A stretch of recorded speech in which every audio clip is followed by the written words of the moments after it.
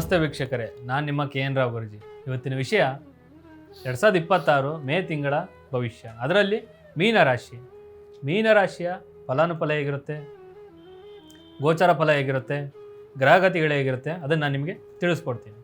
ಅದಕ್ಕಿಂತ ಮುಂಚೆ ಈ ಚಾನಲ್ ಲೈಕ್ ಮಾಡಿ, ಫಾಲೋ ಮಾಡಿ, ಆದಷ್ಟು ಶೇರ್ ಮಾಡಿ. ಗ್ರಹಗತಿಗಳು ಹೇಗಿರುತ್ತಪ್ಪ ಅಂತಂದರೆ, ಶನಿ ನಿಮ್ಮದೇ ರಾಶಿಯಲ್ಲಿ ಸಂಚಾರ ಮಾಡೋದ್ರಿಂದ ಹೊಸ ಜವಾಬ್ದಾರಿಗಳು ನಿಮ್ಮ ಬೆನ್ನಿಗೆ ಬೀಳುತ್ತೆ. ಮತ್ತು ರಾಹು ನಿಮ್ಮ ರಾಶಿಯಲ್ಲಿ ಶನಿ ಜೊತೆಗೆ ಇರೋದರಿಂದ ಮಾನಸಿಕ ಗೊಂದಲ ಅಥವಾ ಭ್ರಮೆ ಉಂಟಾಗ್ತಾ ಹೋಗುತ್ತೆ. ಮತ್ತು ಗುರು 3ನೇ ಮನೆಯಲ್ಲಿ ಸಂಚಾರ ಮಾಡೋದ್ರಿಂದ ಸಣ್ಣ ಪ್ರಯಾಣ ಮತ್ತು ಕೌಶಲ್ಯ ವೃದ್ಧಿಗೆ ಸಹಕಾರ ಆಗ್ತಾನೆ. ಮಂಗಳ ಮೇ 11ರ ನಂತರ 2ನೇ ಮನೆಗೆ ಪ್ರವೇಶ ಮಾಡೋದ್ರಿಂದ ಮಾತಿನಲ್ಲಿ ಕಠೋರತನ ಜಾಸ್ತಿ ಆಗ್ತಾ ಹೋಗುತ್ತೆ. ಇಷ್ಟು ಗ್ರಹಗತಿಗಳು. ಈಗ ಯಾವ್ಯಾವ ಕ್ಷೇತ್ರಗಳಿಗೆ ಫಲಾನುಫಲ ಇದೆ ಅಂತ ತಿಳ್ಕೊಳ್ಳೋಣ. ಉದ್ಯೋಗದಲ್ಲಿ ನೋಡ್ತಾ ಹೋದರೆ ಕೆಲಸದಲ್ಲಿ ಹೆಚ್ಚಿನ ಒತ್ತಡ ಜಾಸ್ತಿ ಬರ್ತಾ ಹೋಗುತ್ತೆ. ಇದರಿಂದ ನಿಮಗೆ ಚಿಂತೆಯಲ್ಲಿ ಬಳಲ್ತಾ ಹೋಗ್ತೀರಾ. ಮಾನಸಿಕ ಚಿಂತೆಗಳು ಜಾಸ್ತಿ ಆಗ್ತಾ ಹೋಗುತ್ತೆ. ಮೇಲಧಿಕಾರಿಗಳಿಂದ ವಾದ ವಿವಾದ ಮಾಡೋಕ್ಕೆ ಹೋಗಬೇಡಿ. ಇದರಿಂದ ನಿಮ್ಮ ಕೆಲಸದಲ್ಲಿ ತೊಂದರೆ ಉಂಟಾಗ್ತಾ ಹೋಗುತ್ತೆ. ಜಾಸ್ತಿ ಎಷ್ಟಾಗುತ್ತೋ ಮೇ ತಿಂಗಳಲ್ಲಿ ಮೀನರಾಶಿಯವರು ತುಂಬಾ ತಾಳ್ಮೆಯಿಂದ ಇದ್ದಷ್ಟು ನಿಮಗೆ ಅನುಕೂಲ. ಇದರಿಂದ ನಿಮಗೂ ಕೂಡ ಒಳ್ಳೆಯದು, ನಿಮ್ಮ ಮನೆಗೂ ಕೂಡ ಒಳ್ಳೆಯದು. ಮತ್ತು ವ್ಯಾಪಾರದಲ್ಲಿ ನೋಡ್ತಾ ಹೋದರೆ ವ್ಯವಹಾರದಲ್ಲಿ ತುಂಬಾ ಸಾಧಾರಣವಾಗಿರುತ್ತೆ. ಲಾಭಾಂಶ ಜಾಸ್ತಿನೂ ಇರೋದಿಲ್ಲ, ಕಮ್ಮಿನೂ ಇರೋದಿಲ್ಲ. ಈಗ ದೊಡ್ಡ ಮೊತ್ತದ ಇನ್ವೆಸ್ಟ್ಮೆಂಟ್ ಮಾಡ್ತಾ ಹೋಗ್ತೀರಾ, ಜಾಸ್ತಿ ಯೋಚನೆ ಮಾಡಬೇಕು ನೀವು. ಯಾಕಂದರೆ ಶನಿ ನಿಮ್ಮ ರಾಶಿಯಲ್ಲಿರೋದ್ರಿಂದ ನಿಮಗೆ ಹಣದ ಪೋಲು ಕೂಡ ಜಾಸ್ತಿ ಆಗ್ತಾ ಹೋಗುತ್ತೆ. ಅನಗತ್ಯಗಳು, ತೊಂದರೆ, ತಾಪತ್ರೆಗಳು ಜಾಸ್ತಿ ಆಗ್ತಾ ಹೋಗುತ್ತೆ. ಸ್ವಲ್ಪ ಅದ್ರ ಬಗ್ಗೆ ಕಾಳಜಿಯನ್ನು ವಹಿಸಿ. ಮತ್ತು ಪಾರ್ಟ್ನರ್ಶಿಪ್ ಬಿಸ್ನೆಸ್ಸಲ್ಲಿ ಇಬ್ಬರ ಮಧ್ಯೆ ಒಳ್ಳೆಯ ಬಾಂಧವ್ಯ ಇದ್ದರೆ ಮಾತ್ರನೇ ಉತ್ತಮ ಲಾಭ ಬರುತ್ತೆ. ಇಲ್ಲ ಅಂದರೆ ಲಾಸಲ್ಲಿ ನಡೆಯುವಂಥ ಚಾನ್ಸ್ಗಳು ತುಂಬಾ ಇದೆ. ಸ್ವಲ್ಪ ಜಾಗರೂಕತೆಯಿಂದ ವಹಿಸಿ. ಶಿಕ್ಷಣ ವಿಚಾರದಲ್ಲಿ ನೋಡ್ತಾ ಹೋದರೆ ವಿದ್ಯಾರ್ಥಿಗಳಿಗೆ ಏಕಾಗ್ರತೆ ಕೊರತೆ ಭಾಳನೇ ಕಡಿಮೆ ಆಗ್ತಾ ಹೋಗುತ್ತೆ. ಇದರಿಂದ ನೆನಪಿನ ಶಕ್ತಿ ಕಡಿಮೆ ಆಗ್ತಾ ಹೋಗುತ್ತೆ.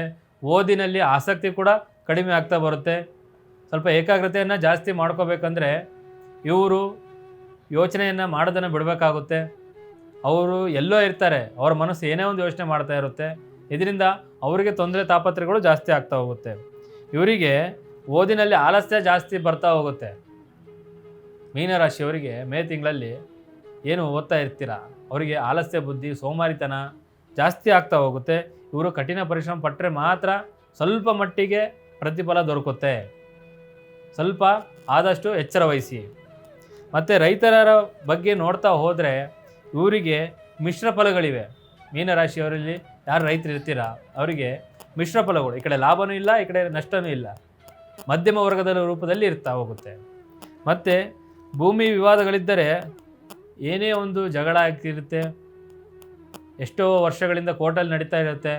ಜಮೀನಿನ ವಿಚಾರ ಆಗಿರ್ಬೋದು, ಭೂಮಿಯ ವಿಚಾರ ಆಗಿರ್ಬೋದು, ನಂದು ನಿಂದು ಅಂತೇಳಿ ಹೊಡೆದಾಡ್ತಾ ಇರ್ತೀರ. ಅದೆಲ್ಲ ರೀತಿಯಿಂದನೂ ಬಗೆಹರಿಯುವ ಸಾಧ್ಯತೆ ಈ ತಿಂಗಳಲ್ಲಿದೆ.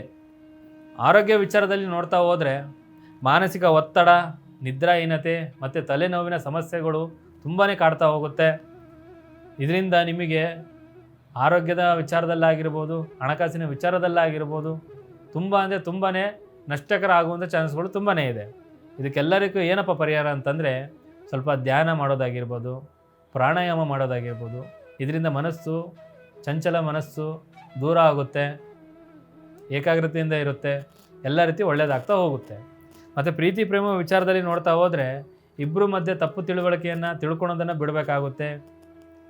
ಒಬ್ಬರ ಮೇಲೆ ಒಬ್ಬರು ಅಂಡರ್ಸ್ಟ್ಯಾಂಡಿಂಗ್ ಇರಬೇಕಾಗುತ್ತೆ. ಇಬ್ಬರು ಜೀವನ ಒಳ್ಳೆ ದಾರಿಯಿಂದ ನಡಿಬೇಕಾಗುತ್ತೆ. ಇಬ್ಬರು ಸಂಬಂಧಗಳು ಗಟ್ಟಿತನದಿಂದ ಇರಲೇಬೇಕಾಗುತ್ತೆ. ಅನಗತ್ಯ ಸಂಶಯಗಳಿಂದ ಸಂಬಂಧಗಳು ಕೂಡ ಹಾಳಾಗ್ತಾ ಹೋಗುತ್ತೆ. ಅನುಮಾನಂ ಪೆದ್ದ ರೋಗಂ ಅಂತ ಹೇಳ್ತಾರೆ. ಇದರಿಂದ ಸಂಬಂಧಗಳು ಒಡೆದೇ ಹೋಗುತ್ತೆ. ಸ್ವಲ್ಪ ಜಾಗರೂಕತೆಯಿಂದ ಇರಿ. ಮತ್ತು ಮದುವೆ ವಿಚಾರದಲ್ಲಿ ನೋಡ್ತಾ ಹೋದರೆ ನೀವು ಮದುವೆ ಪ್ರಯತ್ನ ಮಾಡ್ತಾನೆ ಇರ್ತೀರಲ್ಲ, ಎಲ್ಲ ರೀತಿಯಿಂದನೂ ವಿಳಂಬ ಆಗ್ತಾನೆ ಹೋಗುತ್ತೆ. ನೀವು ಎಷ್ಟೇ ಪ್ರಯತ್ನ ಪಟ್ಟರೂ ಸಹಿತನೂ ನಿಮಗೆ ಮದುವೆ ಕಂಕಣ ಭಾಗ್ಯ ಈ ತಿಂಗಳಲ್ಲಿ ಮೀನರಾಶಿಯವರು ಕೂಡ ಬರೋದೇ ಇಲ್ಲ. ಎಲ್ಲನೂ ಕೂಡ ಫೇಲ್ ಆಗ್ತಾ ಹೋಗುತ್ತೆ. ಮತ್ತು ದಾಂಪತ್ಯ ಜೀವನದಲ್ಲಿ ಯಾರು ಇರ್ತೀರಾ, ಸಣ್ಣ ಪುಟ್ಟ ಗಲಾಟೆಗಳು, ಚರ್ಚೆಗಳು ನಡೀತಾನೆ ಹೋಗುತ್ತೆ. ಇನ್ನೂ ನಿಮ್ಮಲ್ಲಿ ಏನೋ ಸಮಸ್ಯೆಗಳು ಕಾಡ್ತಾ ಇದ್ದರೆ ಪ್ರತಿ ಗುರುವಾರ ರಾಯರ ದರ್ಶನ ಪಡೆದು ಅವರ ಆಶೀರ್ವಾದಕ್ಕೆ ಪಾತ್ರರಾಗಿ ಎಲ್ಲ ರೀತಿ ಕಷ್ಟ ಕಾರುಣ್ಯಗಳು ಎಲ್ಲ ರೀತಿ ತೀರಿ ಹೋಗುತ್ತೆ.